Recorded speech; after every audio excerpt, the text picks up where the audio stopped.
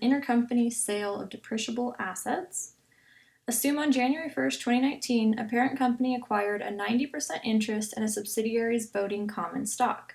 On the date of acquisition, the fair value of the subsidiary's net assets equaled their reported book values. On January 1st, 2011, the subsidiary purchased a building for $486,000. The building has a useful life of 10 years, and it's depreciated on a straight-line basis with no salvage value. On January 1st, 2013, the subsidiary sold the building to a parent for $420,000. The parent estimated that the building had an 8-year remaining useful life and no salvage. The parent also uses the straight-line method of amortization. The parent's standalone income is $500,000. The subsidiary's recorded net income is $115,000. So we need to calculate the consolidated net income attributable to the non-controlling interest.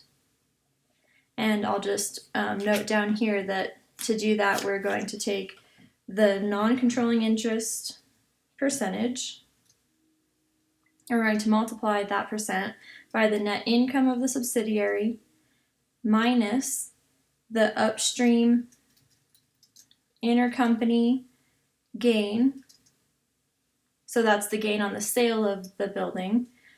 And then we're also going to add the gain on the deferred depreciation.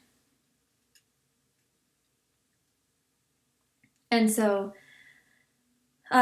let's figure out this intercompany gain first. So the building was purchased for $486,000 and it had a 10-year useful life. So the annual depreciation is going to be $48,600, and they depreciated it for 2 years. So we'll multiply that by 2 to get $97,200.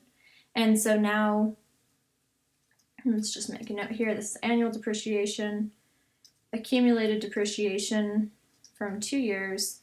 So that means that we can calculate the current book value being equal to 486 minus the accumulated depreciation.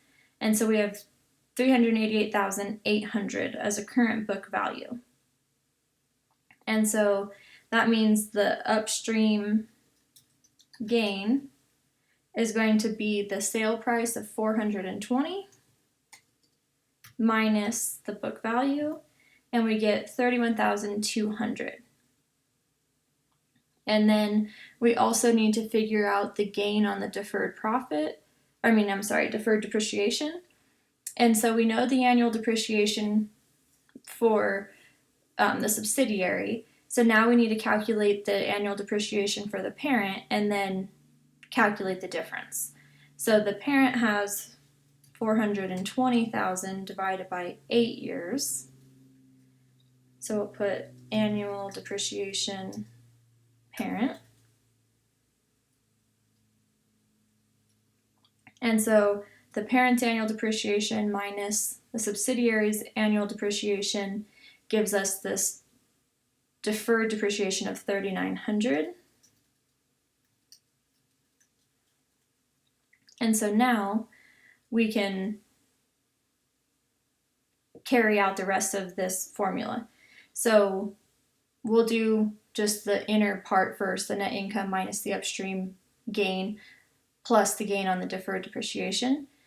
So the subsidiary's net income was $115,000 minus our upstream gain of $31,200 plus the deferred depreciation of $3,900 gives us $87,700. And then we need to multiply that by the 10% that belongs to the subsidiary because the parent has 90%. So times 0.1, and we get $8,770 of the consolidated income attributable to the NCI.